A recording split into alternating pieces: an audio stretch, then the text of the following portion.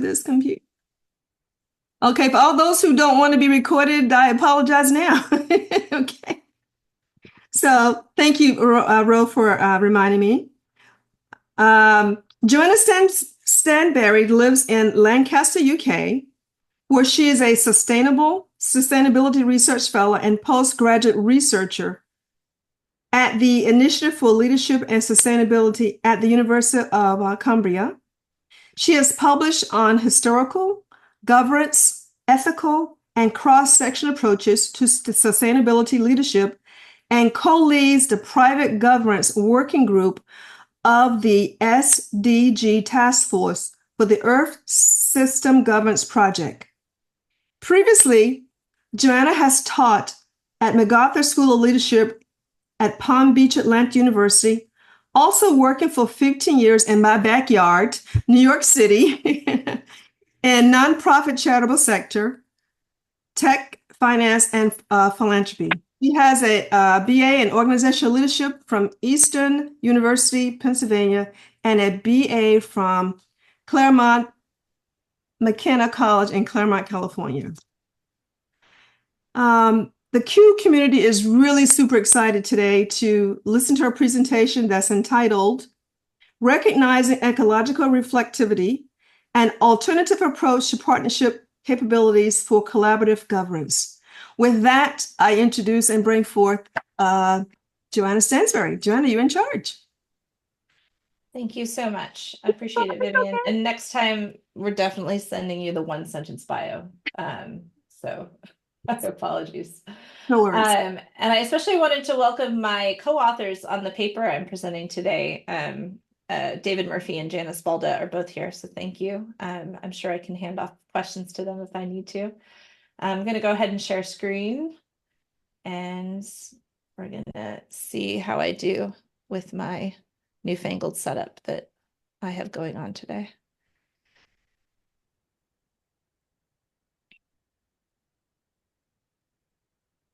Okay.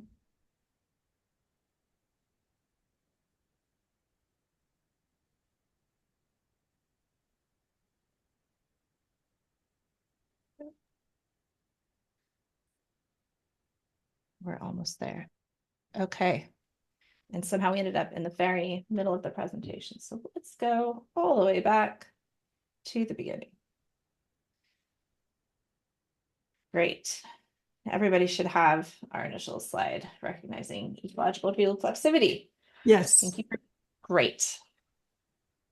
So what are we going to do? I'm going to start with just a summary, really, a very short summary of the study, go into the origins of the study, where this came from, an overview of it. And then I'm hoping we have lots of time, because I'd really like to sort of probe the study a bit more deeply in terms of what it could offer the science of subjectivity.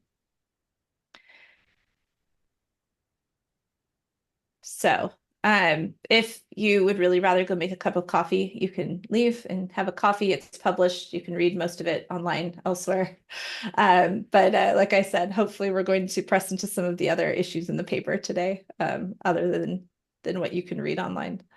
So just as an overview, broadly, what we did is we were looking at the capabilities that are key for working with others, especially in contexts of sustainability. And we were exploring what individuals who are partnering, who are collaborating at the local level and sometimes at the regional level, think about those capabilities, how they value them. And so then we did two analyses, which is not typical in Q. And so we'll explore that a little bit more, and really wanted to look at how what that can offer for how we think about the implementation of the United Nations Sustainable Development Goals. And so if you don't know what those are 17 goals agreed upon by the whole world. Every country signed on in 2015, 2016. And they include things like zero hunger, no poverty, sustainable consumption, job growth, and SDG 17, which is what Janice and David and I work on, is partnerships or implementation of the goals. So that's sort of the context of what we explored with this. So I want to go back to where, for me, the origins of the study came from. And I was teaching a course in Florida, in Boynton Beach, Florida. And my students were police officers, firefighters, city personnel, city administrative personnel. And the course was on international global leadership. But many of them didn't really have an interest in those things. And the textbook we had was really engineered more for business students. And so I had to rethink the whole course kind of very quickly. And we ended up using a document you'll see later, a partnership guide, as our course material. And we explored what working together, what partnering for the SDGs might look like, and how we might cultivate leadership as a result of that kind of working together. Now, what happened is they struggled a bit with the course, and I had an aha moment in the middle of it when I took the competencies that were in the guide and, using the ideas of Charlotte Mason, who's the subject of my PhD research.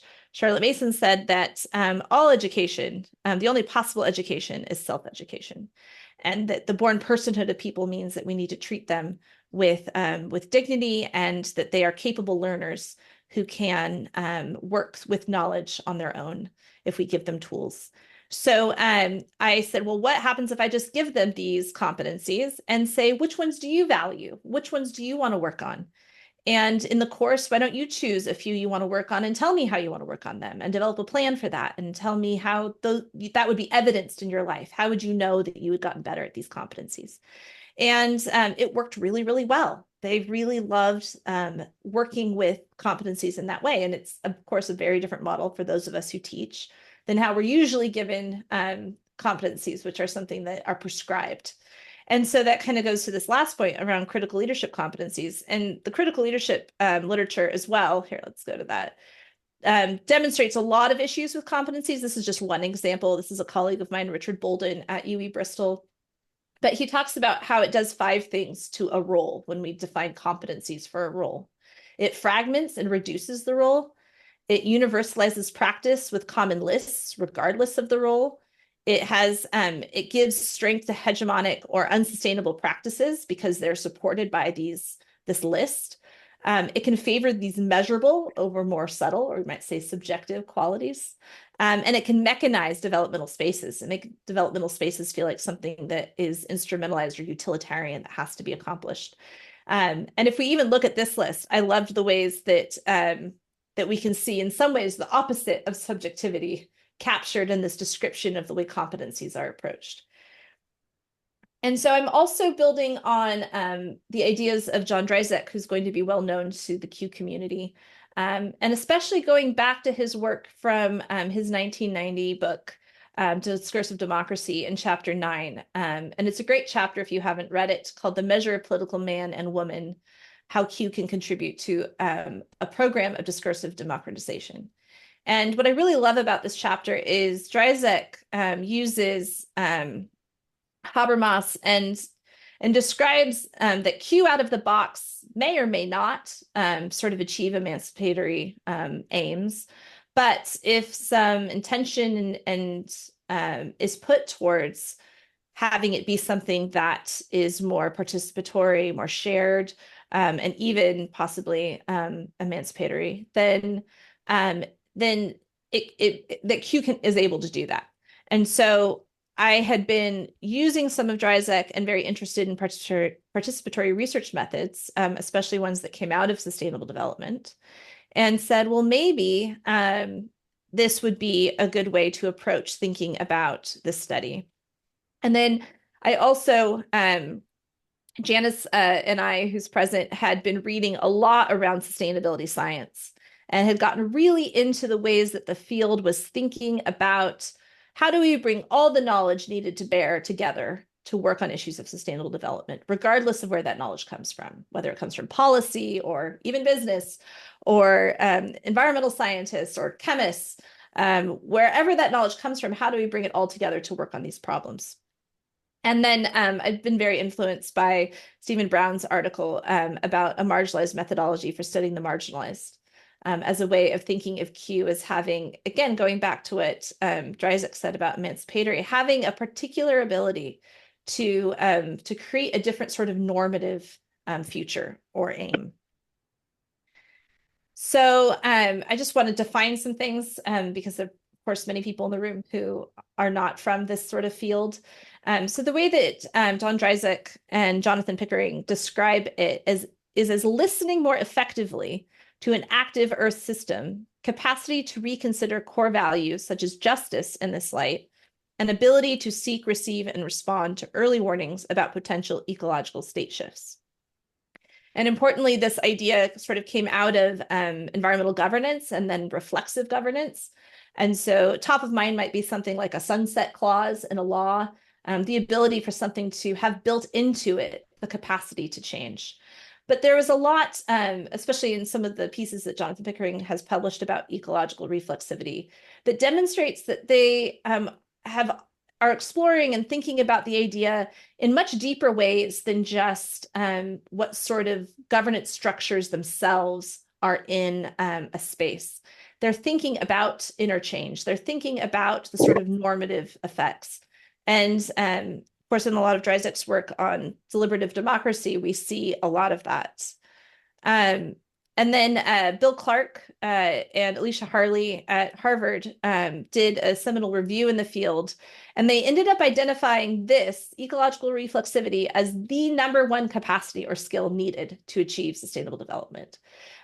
Is the ultimate requirement, governance arrangements that promote the ability to question one's own core commitments, to learn to live with uncertainty rather than trying to manage or avoid it through tools of optimization and control. And this was directly citing politics of the Anthropocene. So we're going to shift gears a bit into the study itself, and I'll move relatively quickly through this because, again, it's all in the article, and I want to make sure we have time for other things. But when David and I began working together, David had been doing some ongoing work where we are. There's our little dot, our orange dot in Cumbria in the northwest of England, and had been working on understanding partnerships and especially partnerships towards more sustainable futures in the context of a lot of different local actors. And so when we came together to think about how we might contextualize the Sustainable Development Goals, our both having this affinity for SDG 17, it became clear that that would be an important way to think about how we might work with our co-researchers, the community, in that capacity. So there was an ongoing annual course that he had been delivering at that point, a continuing professional development course that was about sort of partnering, collaboration, development skills. And we had these actors that we had been working with in various ways. And so we reached out to them, and that was largely through a snowball method online. We used Q method software to do online sorting. And the majority of people then came from a lot of people from this course. And then also, and within that course, that was including civil society, local council, local government, social enterprises, some people directly in business, but all of them had an interest, again, in sort of cross-sector collaborations for the community. And I would say a large number really had an understanding of sustainability issues, especially social sustainability issues, but many also environmental sustainability issues. So this is straight from the article, but it's partially notes. So 38 participants in total from May to August 2022. This is how we were structuring the piece that we had 13 participants were named, and the remaining 25 were anonymous. But again, because we knew it was mostly people from the class, I had a rough idea that the vast majority were coming again from this background that we were aiming for. And see, so, okay, we'll go on to the next one. So the concourse, when we put it together, there's a description down below of it, and this is representative on the left, the SDG Partnership Guidebook. But again, I also wanted to bring in connect the skills that are largely used in these areas that actually do have a lot of overlap. So civil society capacities or capacities for collaborating for your community, for sustainable development, education for sustainable development. A lot of those have a lot of overlap in terms of the competencies and capacities that we located.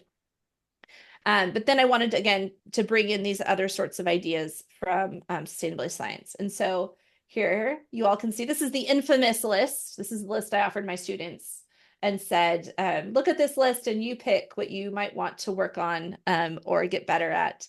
And it was really, I think that it was almost the energy around this concourse already having communicability in this group of people who didn't necessarily care about this or have knowledge or interest in this when we started the course, but something about those skills being more universal and their openness to them, I think is what, to me, made them a really interesting point of departure for a Q study. That even if they didn't have, look especially at technical partnering knowledge, developing an exit strategy for a partnership, there were a lot in there that they did think were really interesting. And some of them even took things like developing exit strategies and applied it to other aspects of their life. Well, how would I leave a bad relationship? I want to explore exit strategies. So there even was a sort of subjectivity to the way that they were enjoying the opportunity again to be self-referent, to express their own opinion. So this is the conditions of instruction as they were offered. This is the grid structure that they were offered. When collaborating with others to help your community, what capabilities do you think are most important? Consider all statements begin with the phrase, the ability to, just to keep it a little more open. And then I'm going to give you an overview of the 2 data analyses that I completed. So data analyses 1 was just a typical Q sort of analyses, including, we'll look in a second, but centroid factors, and then varimax rotation, 3 factors retained. And we can look at those numbers in a second. But the second was 1 additional sort that was added, that little guy down there. And the way I thought of it was I had my initial analyses, initial interpretation, and I kind of said, well, what would happen if a sustainability scientist walks into the room? What would that do to my data? And so we'll look in a minute about sort of what from the first analysis instigated that second question. So here's the factor scores. And what do I want to note here? We can see the number of defining sorts ended up being 16, 15, and 5. 2 confounds were removed. I think there was probably 1 or 2. This was my very first Q study, and it was 3 years ago. And I went back and looked at it today and was very embarrassed. There were a couple confounds that got left in, but I'm being really transparent so you all know. But I did look at which they were, and I don't think they would have impacted my composite factors too much. Let's see. Okay, we're gonna go on. We can go back there if somebody has a burning desire to see that, because that slide is not in the publication of the study itself.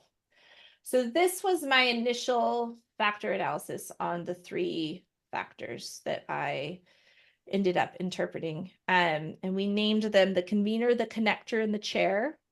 And what was really, so first I just want to say that what was really interesting across the board, all 3 of these, there's a lot of language that our co-researchers in our community use that was shared across the board. And it's language about inclusivity, about making sure that people get a seat at the table, making sure that outsiders are let in.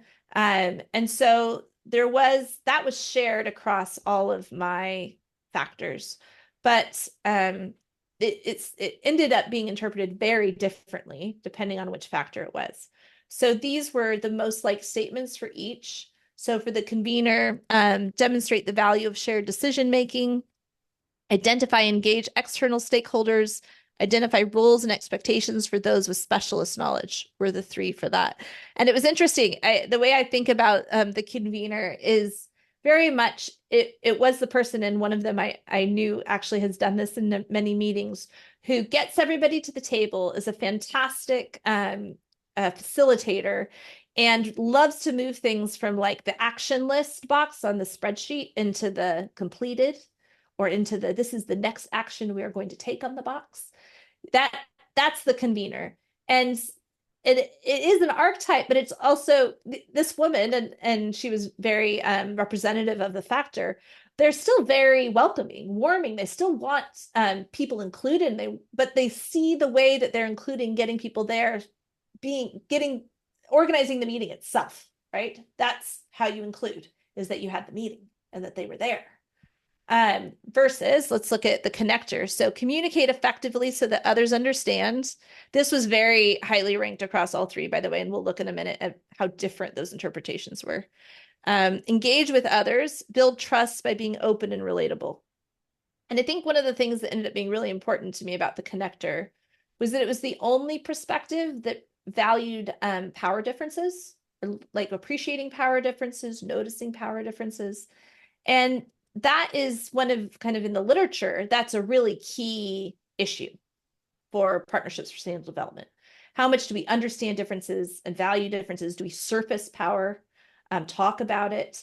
And my third factor, for example, was like allergic to power. All the power statements were most unlike the far end.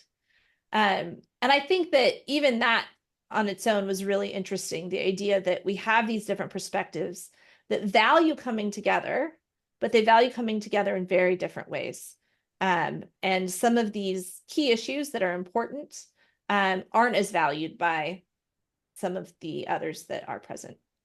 So then finally, the chair, coordinate multiple participants to organize meetings, support the development of a shared vision, act as chair to facilitate participation and inclusion in meetings. And so this one was really interesting to me because I'll say of the three of us, Janice and I are what David always calls big L leadership scholars, and David is a little L leadership scholar, meaning that Janice and I are very interested in the idea and understanding and unpacking what this thing is that we call leadership, but we are critical leadership scholars. So we think that the word does something, that it becomes often an empty signifier, and you can attach any word you want to in front of it, and it becomes something that's useful to that individual, which lends itself really well to studying it as a subjective concept. But because of that, I actually left the word leadership out of any of the statements because I wanted to see how it got brought in, how different interpretations of these skills and abilities were defined to define leadership, but by leaving leadership out. And so what was interesting about the chair is it was the only perspective that brought leadership in. It wanted to talk about leadership, it wanted to talk about how important it was to have a true north vision and that somebody kind of needed to be in charge. And that's how we got things done. And so as a leadership scholar, I thought that was just really, really interesting that statements that intentionally left out this idea that can kind of be an empty signifier in fact, drew out a factor that wanted to focus on that individual leader and how important it was. So I don't want to spend too much time on all of these statements, but I'll just highlight a few. These are all direct quotes from representative individuals on these factors. And what I did, kind of a broad scope, is looked at what emerged from the interpretation was that there were these three themes and that each of the factors treated these themes really differently.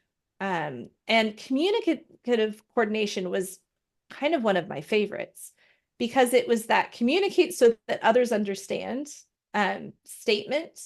And then the way that they interpreted communication was so completely different. So you'll see, for example, it is the role of those forming the partnership to make sure everyone can contribute and understand the potential value of their input. So it's the coordinating activity of getting everybody together that allows the communication to flow.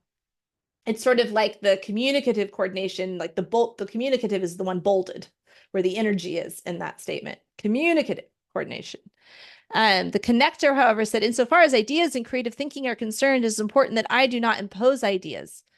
For example, the ideas come from the group. So it's still, again, communicative coordination, but it's the idea that the group is going to kind of have these ideas emerge and come forth by virtue of us all being in the same place. And then for the chair, some of the capabilities that have to do with the mechanics of running a partnership, for example, exit strategy, partnership agreements, reviews, etc., are less important because once the interpersonal relationships towards a shared goal are in place and constantly monitored, improved, many other issues are resolved far more easily. So you can see in this, right, that the focus of what is the communicating and how does that coordinate in order to create a better partnership? It's really about like this sort of interpersonal working things out, and then everything else happens. as a result. And I think I had a longer one for reflexivity I wanted to put in, but you can see shared vision means involving all human capabilities and is more powerful than an intellectual analysis. There's this real emphasis on like this almost ephemeral energy around the vision, the coming together, these interpersonal working things out that end up causing somehow magically the partnership to be effective. And when we look at this perspective again, remember, this is the one that's allergic to power. So when they say that we are, we just need to have interpersonal relationships toward a shared goal, they don't mean ones where we talk about power differences. So their definition of interpersonal relationships still has this idea of power at the far end. So I just really enjoyed exploring these perspectives because there were so many phrases or words that if I had heard them in a meeting said by somebody, I would not have understood that that's what they meant by it. But because I was able to interpret it with all these other survey responses and within the context of the factor array, it made so much more sense to me. It was like, this is not how I would have heard that, but I can see how that's how you're explaining it. And I think there was a lot that changed, that this was where I caught the Q bug, was because I saw that it had a power to explore subjectivity in a way that that seemed almost bottomless. It was like there's a bottomless pit of the differences in which these really common phrases are actually being applied and understood, and in terms of the flow of communicability change, in the next 5 minutes, they're talking about it in a different way. Okay, we're going to move on a bit. Okay, so why did I do a second analysis? What ended up happening when I did this first standard looking at the 3 that made me want to do something next? And one of the key ones was a key idea that emerges in sustainability science in those items on the right that I had pointed out is systems thinking, which is often kind of treated as a panacea. If we could just get everybody to think in systems, we would have the right ideas with the right knowledge. We would understand things are complex. We would find the missing piece, and then it would all be okay. And that's often how the literature sounds. And so I had several statements, which you'll see in a minute, that were focused on systems thinking, but in kind of more normal ways of talking about it. I didn't ever use the phrase systems thinking. And none of the factors had chosen those as the most important ones that they thought for working together. So that was kind of this thing that's supposedly the most important thing. None of my 3 factors prioritized those. And so then secondly, the connector was the only viewpoint that included a systems thinking perspective. And it was only one of them, work for the collective good before responding to individual interests, which when we understand the connector and the fact that they want to bring all these different people to the table, that makes sense. But then all of the other ones I had attributed to that were in their most unlike statements at the other end. And so especially ones that were connected to sector knowledge. And that was a really interesting one, was that, again, this idea of experts or sector knowledge, sector specific knowledge ended up not being prioritized by the statements. So it was sort of like I wanted to say, well, what happens, hey, room of people who have all my P set, who've all done this, what happens if a sustainability scientist walks in the room and says, you all are not working on the thing that matters most? And so I was like, well, why don't I pretend to be a sustainability scientist and walk into the room and see what happens? And I just wanted to add this note real fast. There are probably better ways to do what I did. And in the discussion, I hope we can hear what all of those would have been. This was the way I did this. So we'll explore it together. But just to say, it's not to say this is the only way to do this by far. So before we look at it, I just wanted to bring in this idea from Stevenson that I really love. He wrote, in Q technique significance lay in the way it allowed statements from a concourse to jostle one another, aught by logic or reasoning, but basically by feeling, such that new relationships may be fashioned in the process. the origin of all creative ideas, we can suppose, is always in the context of concourse. So if we think about the statements as being this raw material that can bring forth something creative, something different, something else communicable, and that they can even jostle one another, I think in my head that was a little bit of what I was thinking. Can I literally jostle my statements into something else? And and again, something operant, something there, but something additional. So this was just a quick look at, and again, in the paper, I have the entire sort you can see, but this is the highest, most important that I created to be the sort, to be my person who says ecological reflexivity is the thing. And now 3 years later, there's probably a few of these I would move around a little bit, but it gives you a bit of an idea of how I was selecting them. So facilitate an experimental collaborative approach, right? Going back to that sunset clause, or the ability to reflect on what we're doing together and change it if necessary. That was my top. Respond to relevant problems that are beyond the immediate context. That's one of the systems thinking ones. Identify and engage external stakeholders, because in ecological reflexivity, again, it's sort of built on deliberative democracy. So it's about having a lot of different kinds of people who are representing different interests all at the table together. I won't go into all of them, but I do want to just highlight one of those under 4, the middle one. Identify roles and expectations for those with specialist knowledge. That's a really interesting one, which is really important in terms of what the literature says. And even in the several studies that we've done since, continues to be a really contested sort of thing. And I think this is partially out of misinformation and disinformation and the current culture that we're in terms of what people believe to be true. But there really is a sense that expert knowledge has been diminished as something that is sort of to be valued. Okay, so I hacked myself together this way of looking at the two. So on the far right, I have the sort I just showed you, that sort that I created.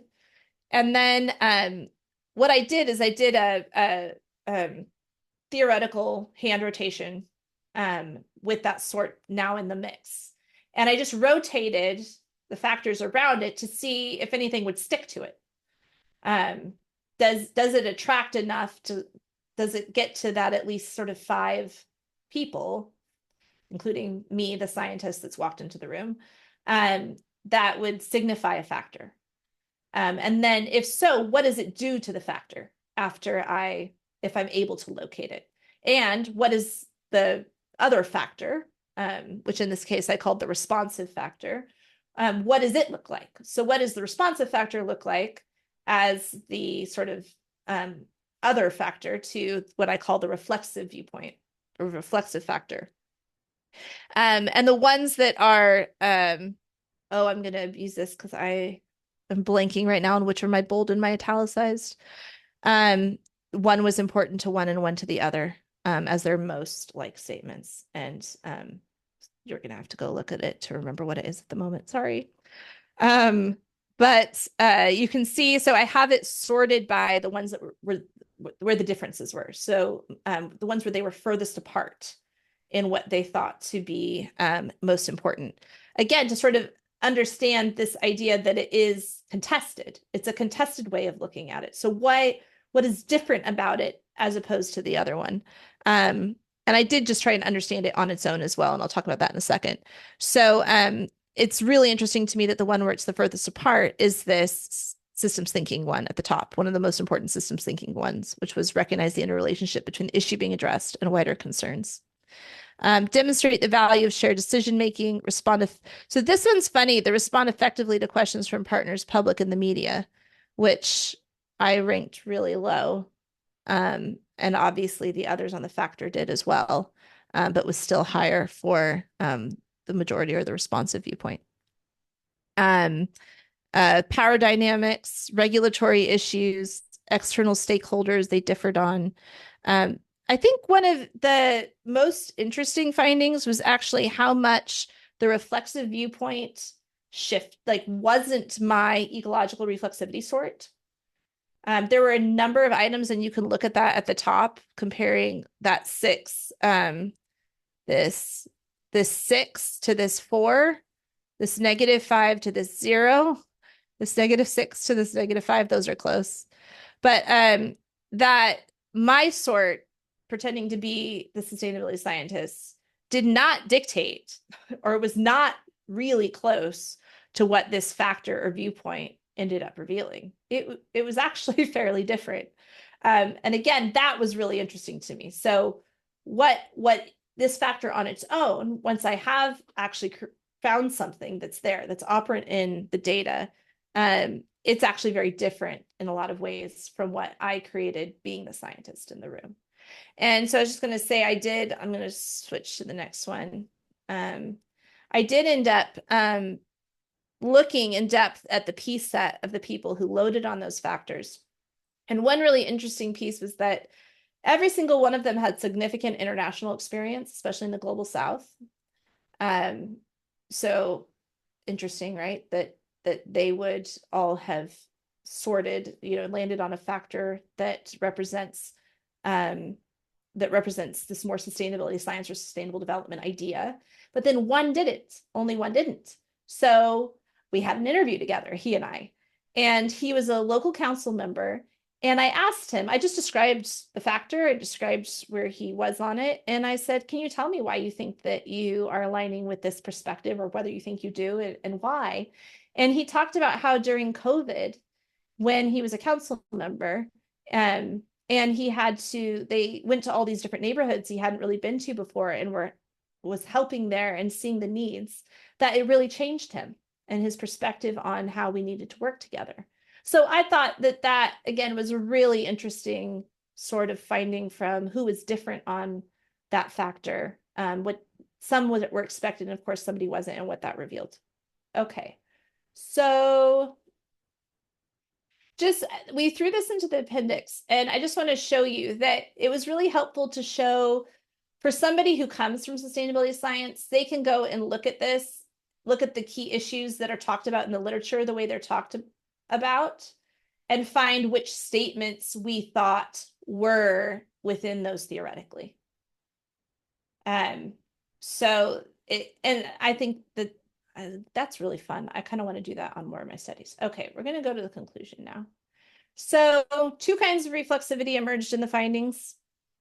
Possibilities around what Q sorting can generate to cultivate ecological reflexivity. This goes back to some of that. What is the educative possibilities of Q, and the ways in which sorting does in fact, in creating this self-reference, also creates a sort of reflexive space, which, it's years ago, the good article on Q theory that was a summary of an I4S conference. And it's Steve Brown, it's Amanda Wolf, I'm trying to remember who else is on that one, but a lot of good discussion there about what is reflexivity within Q methodology. And so then the secondary reflexive analysis, to creatively look for something in the concourse, going back to the quote from Stevenson. And then what is this idea of recognizing ecological reflexivity that's in the title is both finding it, sort of discovering it in the operant factors. And it's also about putting it in its place, or putting it in a place that says maybe it needs to be looked at, recognized, understood more, and explores the self-reference in the intersubjective. So I'm saying possibly this sort of the scientist walking in the room, we could maybe call it an operant canal in the flow of subjectivity. So it was there, it was operant, but the water just hadn't run off of it yet. So is it an operant canal in the flow of subjectivity? And then kind of in closing, I of course put ecological reflexivity in this quote, but Stevenson says, left behind is a vast domain of understanding and misunderstanding, unstudied, buried in the dogmas of, and he was listing religion, politics, and so I put in ecological reflexivity. That I think the study does point again to this sort of these misunderstandings, these unstudied dimensions of self-referent, constantly varying in many ways, but within a particular structure, way of thinking about these skills and abilities and how they can be meaningful to different individuals working in collaboration. Okay. I will stop sharing now, and we can hopefully all have a discussion. We can clap for Joanna's presentation now. This is so good. Thank you, Joanna. My head is spinning. Let's open up the floor for questions before I provide any questions or commentary. So any questions or any points people would like to have more clarification on? We see, Nico, his hand is up, sir. Hi, Joanne. Great presentation. I just wanted to ask, within your concourse development, did you consider the lessons from the former UN goals, like the millennial goals, when you're developing some of your SDG linked sort of statements? So it's an interesting question. And a lot of it, so the interesting thing about SDG 17 and the sort of skills and abilities needed to work with other people is that, and it's kind of unfortunate, but they leave out a lot of that subject knowledge that's embedded in the goals themselves. So unless you go digging for what sort of subject knowledge about poverty, about gender differences, about carbon outputs, unless you go digging for the subject knowledge, when you just look at that, those high level skills and abilities, it's not really in there except where it says we need knowledge from experts, right? And in many ways, there's a different article Janice and I published last year called A Conceptual Review of SDG 17, where we look at we do sort of a discourse mapping of SDG 17 and find that, and the creation of the Partnership Accelerator, which published that guide that you saw, and it's sponsored by the UN, that kind of came almost as an afterthought. Oh, wait a minute. All of a sudden, this implementation, these partnerships, the role business should play in implementing the goals has taken off. We need to resource professional partnerships in a real serious way. And there had been a lot of that going on in the background. But with the launch of the Partnership Accelerator in 2018, that really stepped up a lot. So I would say that some of that was old, and David could actually say more than I could because he's been working on sustainable development cross-sector partnerships since I think the mid-90s at least, if not before, when he was in Africa. But we really see a real sea change in terms of the attention to it at the 2015, 2016, post-2015 agenda, then 2018 launch of the accelerator point. So we really focused, I think, on that sort of concourse. Hope that helps. Thank you. David, would you like to add additional commentary in response to the question, since Joanna pointed you out? No pressure. I hope you don't mind me leaving my camera off. It's a bit late here, and I rise early in the morning. No, I think that Joanna's right that partnership working at the international level around sustainable development certainly dates back at least to the 1990s, arguably much earlier than that. But I think what's changed since with the arrival of the SDGs is the range of collaborations, the range of actors involved has become much more diverse. And a lot of the early partnerships were bilateral relationships between individual UN agencies and individual companies, or between NGOs and businesses.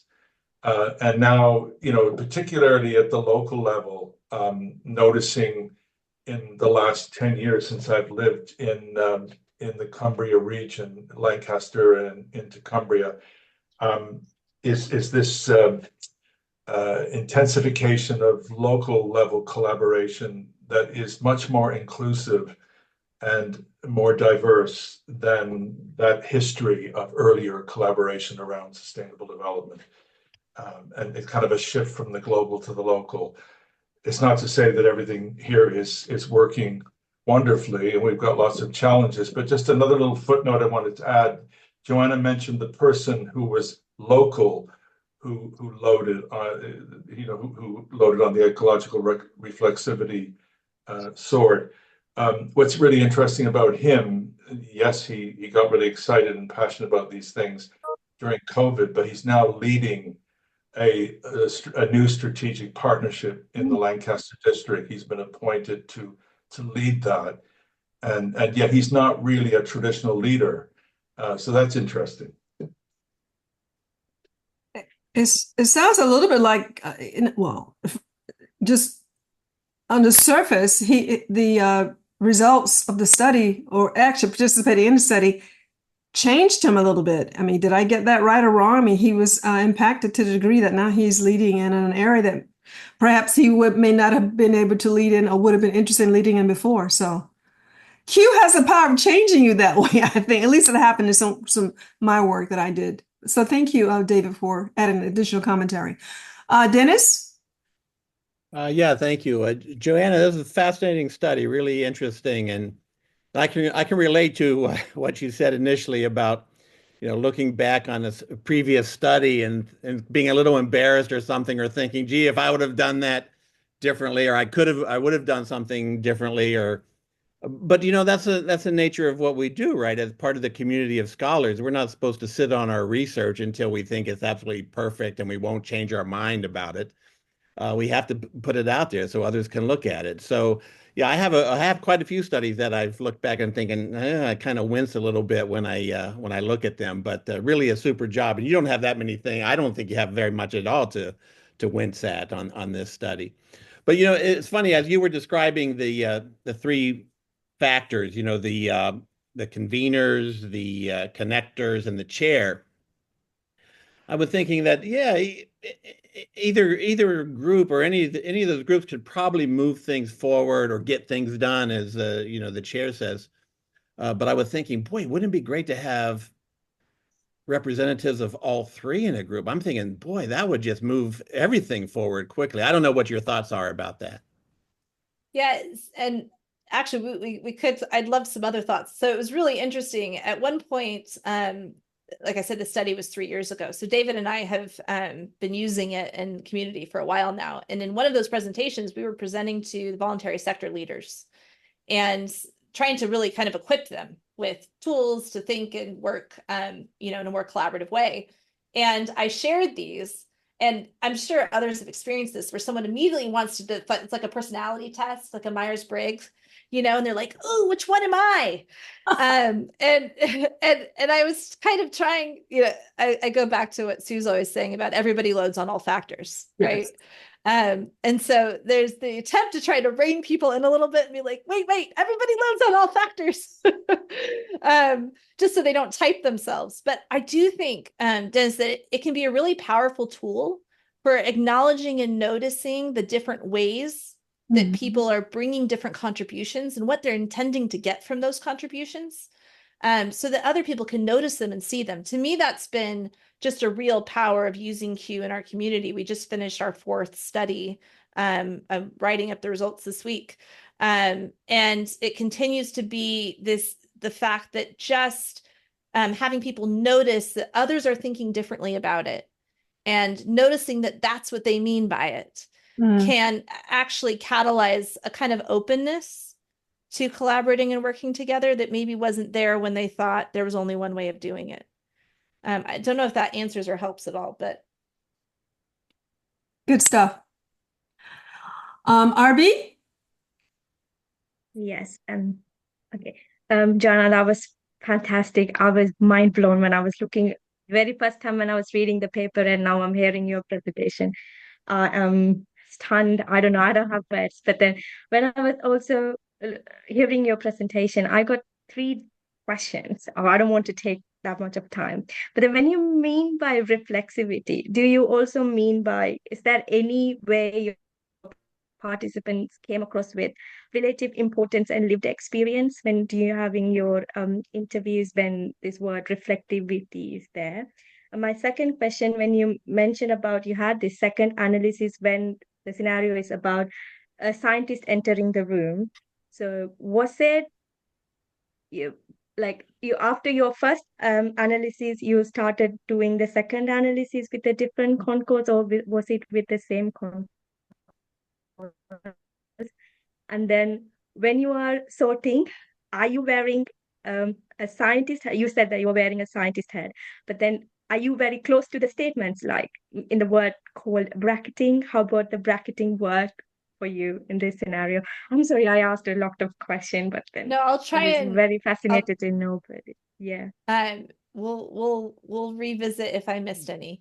But let's start with the reflexive one. So it's a big word. It's a big word wherever I go and try and use it and talk about it. And when you add a 3-syllable modifier in front of it, it becomes even a bigger word.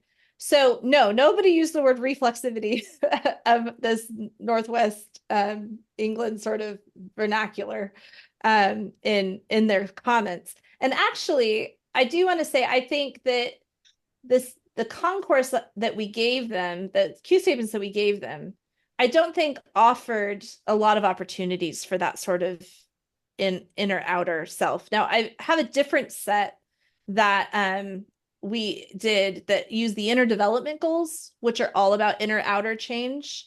And I can get a lot more. I mean, then everybody wants to explore their inner world when I use the inner development goal concourse Q set. There was, if there was anybody who was reflective that way, it was definitely the connector. A lot of the statements for the connector were about, kumbaya, like how do we just really listen to each other, and how do we make sure all of the deprived neighborhoods are at the table, and how to make sure they speak first, right? So that's the closest I can say that I got to survey statements where people were really kind of digging into more of an inner world in terms of their survey statements themselves. Okay. The bracketed and the scientist walks in the room. I mean, I can play a part when I need to. There's a part of me that really thinks that that's really good science. I mean, I think that a lot of that is built on decades of environmental governance work in communities. It's not a very theoretical science. It's a very practical science that says we need this kind of governance. And so, yeah, I think that I was inhabiting that space. It reminds me a lot, Steve Brown's going to remember which one this is. But there's, I mean, you do it all the time, Steve, when you're moving through a particular concourse set where I'm thinking about the ones, maybe it's the love one, where you had all the statements about love. And you can see how 3 of them very, very neatly fit a particular view of love, and 3 very neatly fit another. And you can kind of put on a hat and be one perspective or the other and sort those as you see them in the flow of communicability into it. So maybe that's where I felt like I was tacking onto, and then I think I missed one, but maybe if you put it in the chat, I'll come back to it. Is that? No, we have time if you want to continue. Okay. Yeah. What was it? What was it was the very first one, wasn't it? Went in like reverse order. Arabi, which question like did you not answer? Yes, which one did you not answer? No, I was asking about the words relative importance and lived experience in terms related to reflexivity. Is there any point that you ever come across this word when you speak about reflexivity in your paper? So in our community, the importance of lived experience is a very rich narrative that gets brought into every conversation you have about creating positive change in the community. And part of that actually goes kind of hand in hand with limiting, or trying to in some ways limit, the role of the expert. It's a really high valuing of lived experience, on par with any sort of expert knowledge that's at the table. So this most recent study we just did, we had a consistent across the board. We did 4 workshops with about 20 to 25 people each across 4 different areas of the county. And very consistently, lived experience is valued as the most important knowledge at the table. And in their Q sorts, expert knowledge was almost unilaterally one of the least. Yes. So we are kind of in a cultural space where we are, and that is highly weighted towards lived experience, even to some extent, instead of expert knowledge.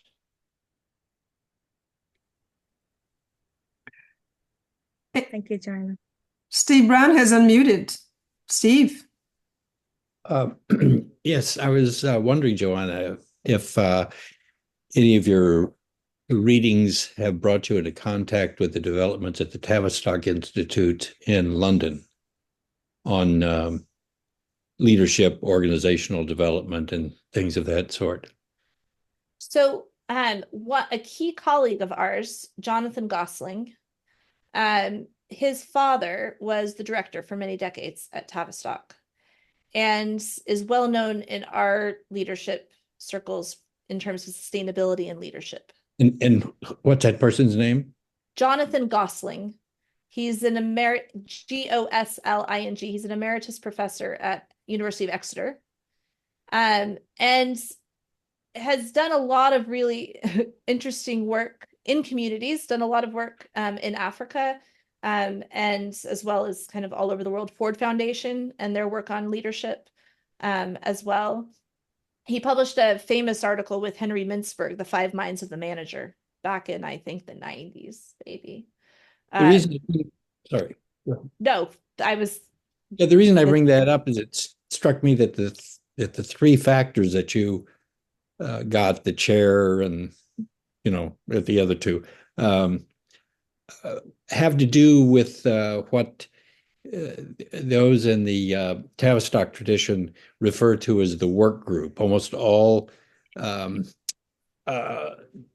studies of groups and group activity and organizations and things of that nature, there's most of the emphasis has been on the work group. How do you go about rationally dealing with a problem? What kind of roles do you need? What kind of skill sets do you need, and so forth, to move the agenda forward and things of that nature.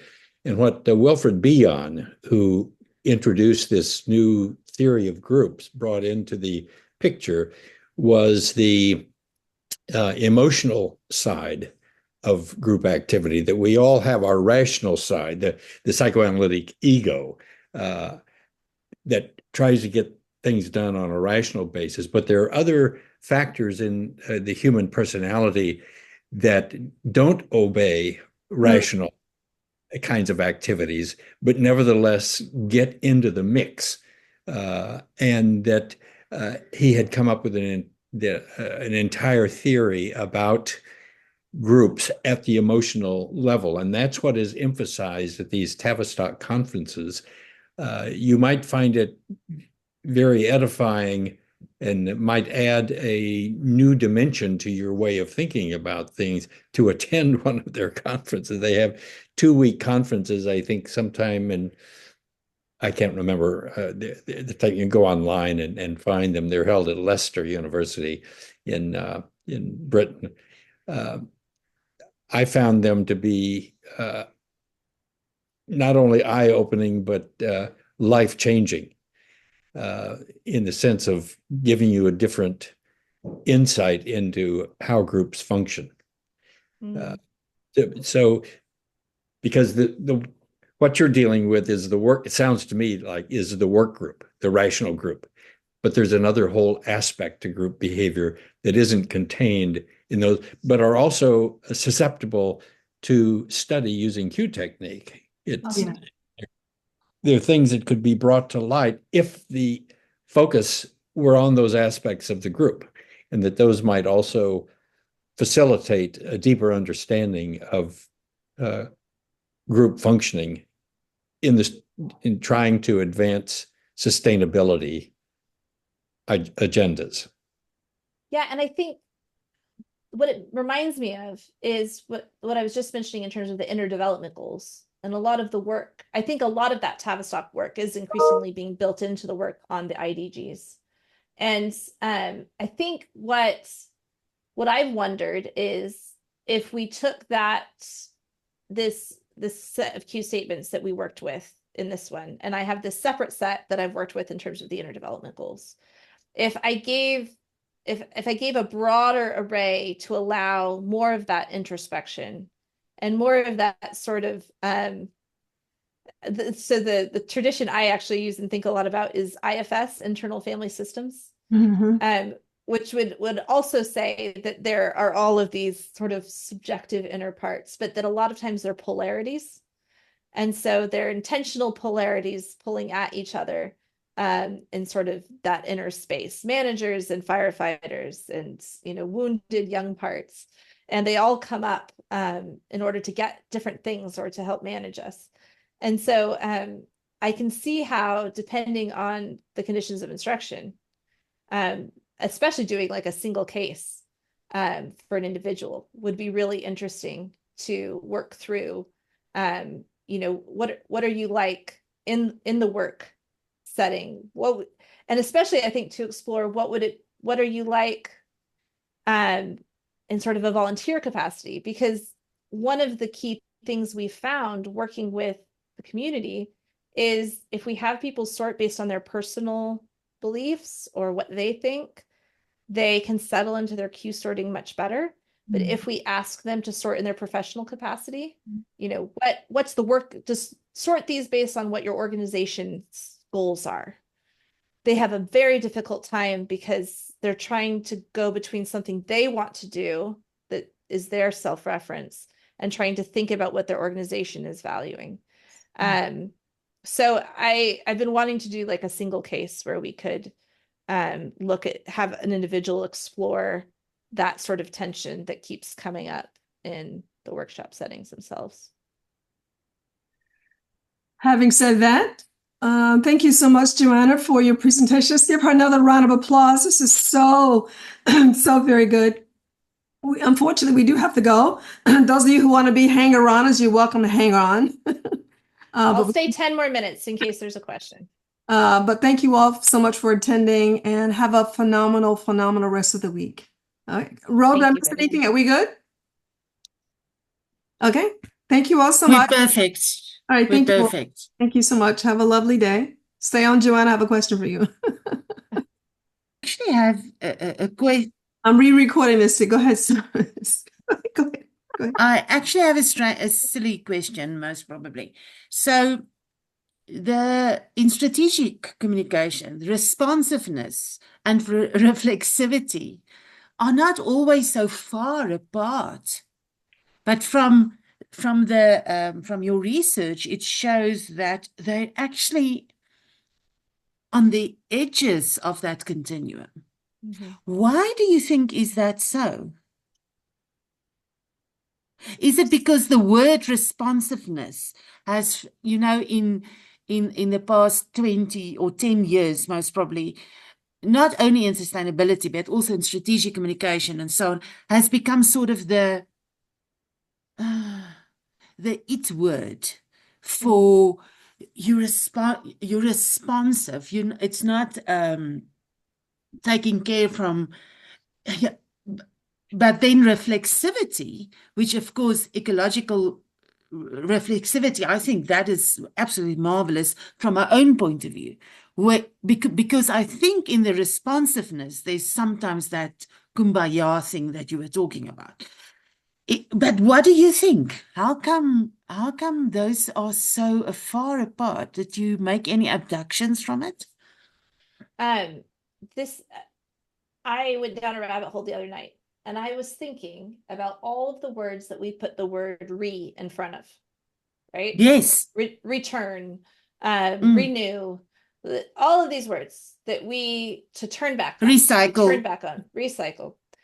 And then I was going through, what are all the words we don't put re in front of?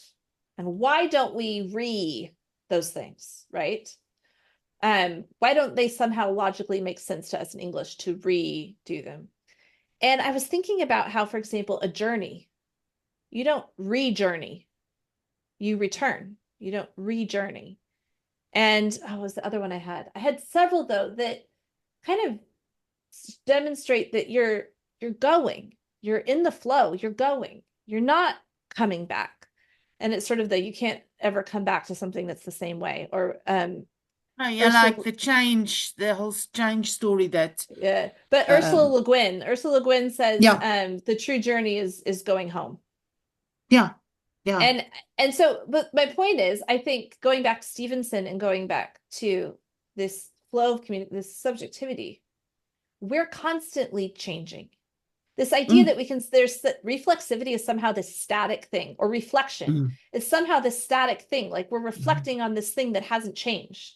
It's just not true, because that inner world and those outer worlds and that flow of life, we're constantly shifting and changing. And yes, I know a lot of personality factors stay standard over time, but I think that what I want to get away, I've just been really pressing in at some sort of philosophical level to trying to think through, if we're not returning back on, but we're actually always coming back to something that's different than what it was. And I'm especially thinking about this in the context, this was in the context actually of Sunday school. I teach Sunday school. I was thinking about spiritual development. And the idea, from that context is that we're maturing.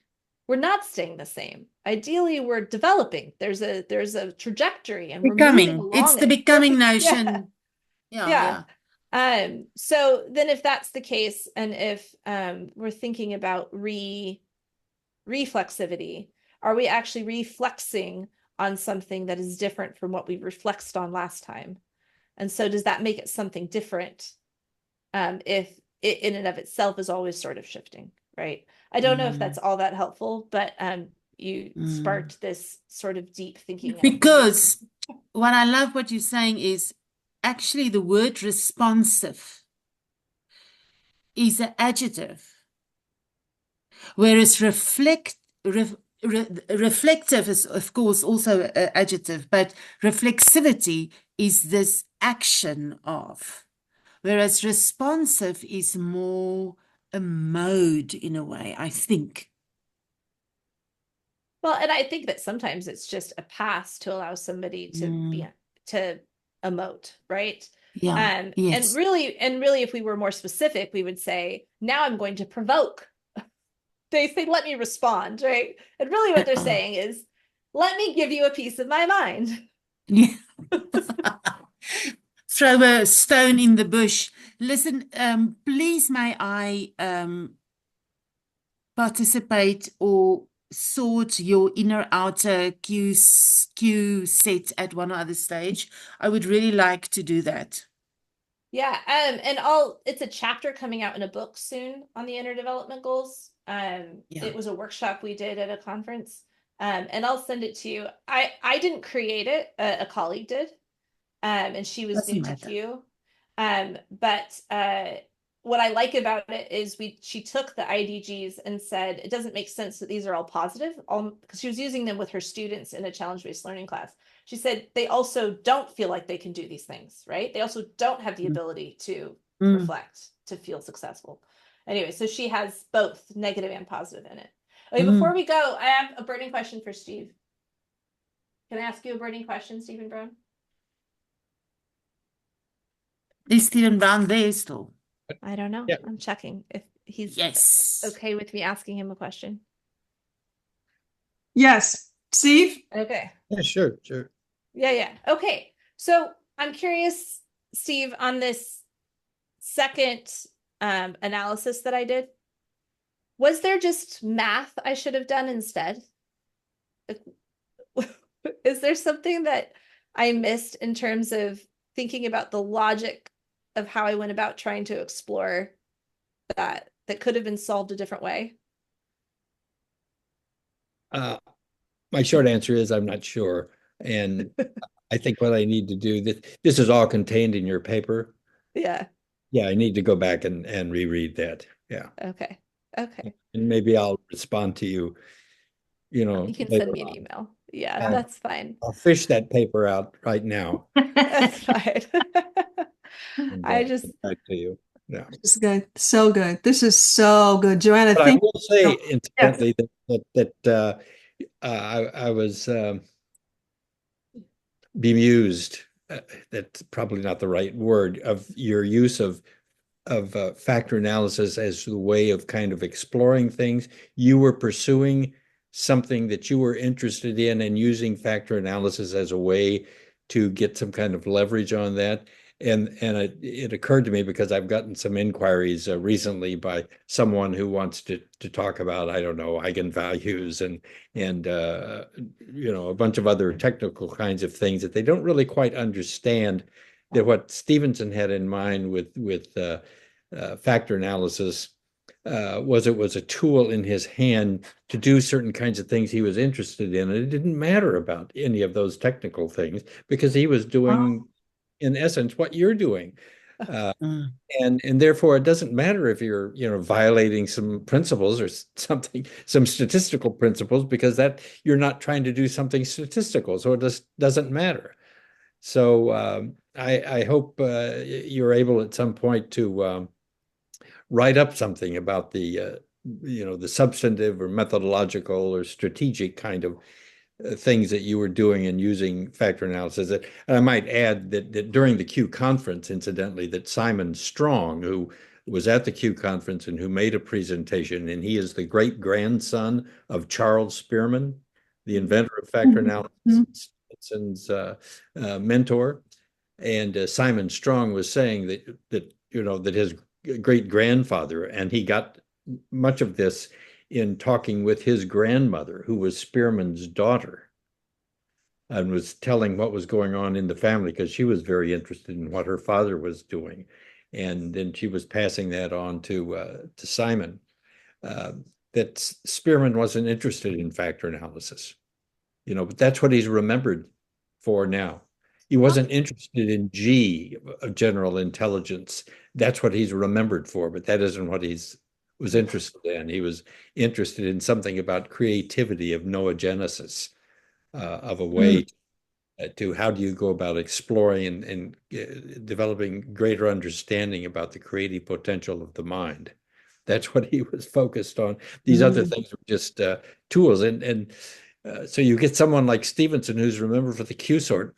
That's a triviality. It's a means for getting someone to display their subjectivity, and what you're interested in is subjectivity, not the Q sort. We don't hear that said enough, Steve. I'm telling you, I was like, oh my God, my head is spinning. Oh, that's interesting. Oh my goodness. So you hear that more. Continue on. Good Don't let any of the technicians tell you you're doing something wrong from a statistical standpoint. Yeah. They're the ones who don't really understand. Yeah. But those are the challenges that we are facing, especially when you're publishing data. I mean, you get questions about that, Steve. Oh yes, I understand that. Yeah. Anything else? Anybody else? Are we good? Yes, may I ask another question to Stephen? So what you just said just opened my mind, because when I did my PhD, I felt so guilty about it. I've actually used Q my Q sort and the whole thing to get to the stories of people. And I somehow thought I'd missed the Q point, because and a lot of my PhD is now at the end about the I suppose it's in any case a bit of a mishmash, but could I then really write an article about using Q to get to deep stories, and that the focus is not so much on the whether whose perspective is there, but that the stories are there? Do you think that could become an article, a journal article? Oh yeah, sure. I don't want to minimize the technicalities. I think those are stages that I had to go through it. Stevenson, I presume, had to go through it when he was young also, and learning how this factor analysis business works. And so people at some point have to be interested in why you're using a force distribution, and why are you preferring centroid to principal components, and all of these other kinds of things are stages that people have to go through and work their way through all the technicalities. And then it's sort of like, then they see the daylight, So I never want to discourage someone who's curious about, why would you want to do this instead of doing something? Well, go ahead and do your study and study that, let them get it out of their system. Yeah. Good. Yeah. Lovely answer. I like your answer. Thank you. RV, you have a question? my question is for Joanna again. Yes, yes. I'm really curious, like I understand from your paper and the presentation that you're doing a second analysis, but what sparked that thought in your mind? Like what was the thought that led you for going for this second analysis in your paper? I mean, I think it was really the issue around systems thinking. Yes. That this thing that is, I mean, you can't throw a rock and not hit somebody who thinks that it is the answer to all of our problems of climate change. And so I was really proud of myself for finding ways to describe it, because usually it's really heady people who love to make these really intricate maps, inflows, outflows, emergence. They, you know, they want to show you this whole complex thing. And I was really proud of myself for finding ways of describing to a layperson in really simple terms through like 5 Q statements what systems thinking was. And then there was a part of me that was like, nobody liked them. I worked so hard to make these really great statements that represent systems thinking, and nobody sorted them as important. But it was sort of that. So I did first stop and say, well, did I write them wrong? You know, like, did I not capture the idea well enough? So I first kind of had to explore whether I'd even done it right. But then I thought, you know, there's some reason why they didn't value it. And I want to understand that. So I first went down that path, which is what I thought I was supposed to do, right? What's the operancy? What is the factor trying to say to me? Let me understand that first before I understand it compared to anything else. Just what is the factor trying to say? But then the second analysis was, well, maybe some people got drowned out, and maybe there's enough people in my data set, in the P set, who would lean that way. Because some of the, like the connector, there was some stuff about the connector that kind of leaned that way. And I really wanted to do the exercise of thinking through, well, really, what does the literature say? So it's kind of like, I really enjoyed the process. And at some level, I'm like, every PhD student should have to sit and create a sort based on a literature review. Because it's really helpful to say, okay, well, what do they think is the main idea? Like if I were the literature review from these 3 different perspectives, let's say, because the literature is people who argue with each other. But let's say it was this, what is it really I would think was important? And how would I kind of rank them? And what would be way at the bottom? So part of it was, I think, and that's what I meant about the different kinds of reflexivity. I kind of tried to say this in the paper, but we didn't have room at the end. But to say it was also about our reflexivity. We were being reflexive as scholars and saying, what else do we need to understand about our own motivations, our own inner world, and the way that it's connecting with our Q study. And anyway, so I think that was at its core was sort of a desperate act of reflexivity. If that helps. Awesome. With that, we have to bid you adieu. That's great. Whatever that word is. Are we good? Is everybody good? Yeah? I'm sorry, go ahead. Joanna? I just really appreciate you all. Yes, no worries. We're happy to be here for you, Joanna. Thank you so much. And where was the fear that you said you had? You were not afraid. I did. No nervousness. Are you kidding? First half stumbling over every... So I should be transparent. Wait, stop recording real fast. Let me stop. Hold on. Let me see.